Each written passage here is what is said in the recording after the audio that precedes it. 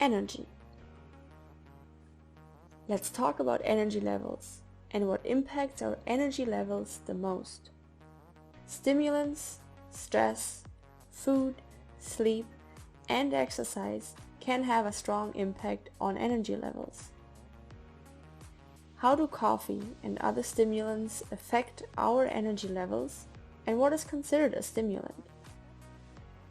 We count caffeine, sugar, alcohol, and additives to the group of stimulants. There are more powerful stimulant drugs out there, but we will focus on common stimulants in our diets. Stimulants are a problem because they raise cortisol levels higher than what is normal. High cortisol levels mean that your stress level is generally higher. Raised stress levels are prioritized by the body over other functions, which then become suppressed.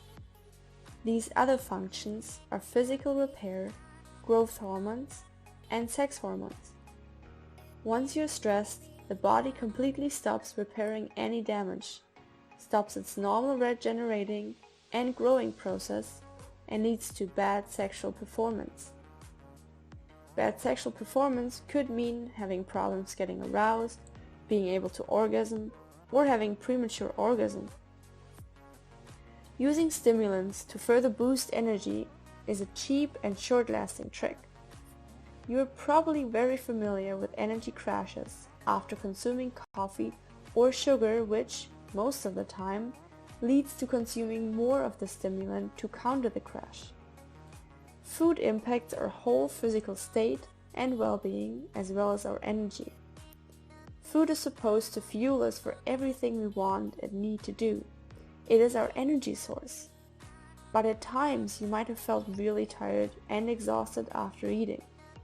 This is usually due to eating the wrong foods for your needs.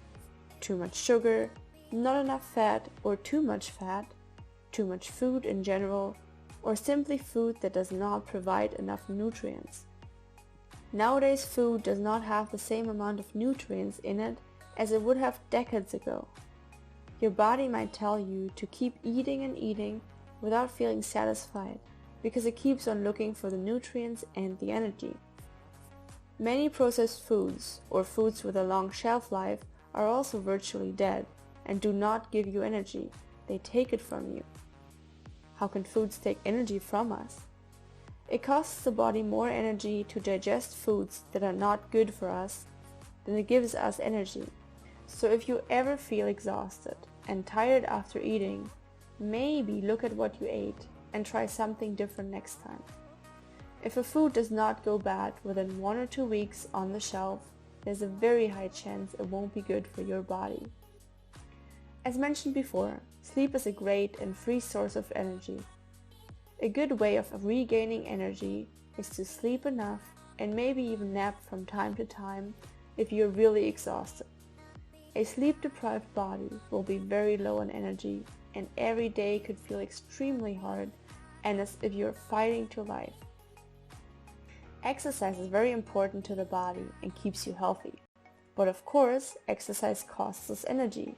And if you're already exhausted, it might not be the best choice to also work out. I'm not telling you to make excuses for not exercising, but to listen to your body and its needs. To regain energy, it is much better to do light exercise, to walk in nature, to meditate, do breathing exercises or yoga. If you balance the amount you work out and the amount you work in with light activities, you might see a big difference in your energy levels.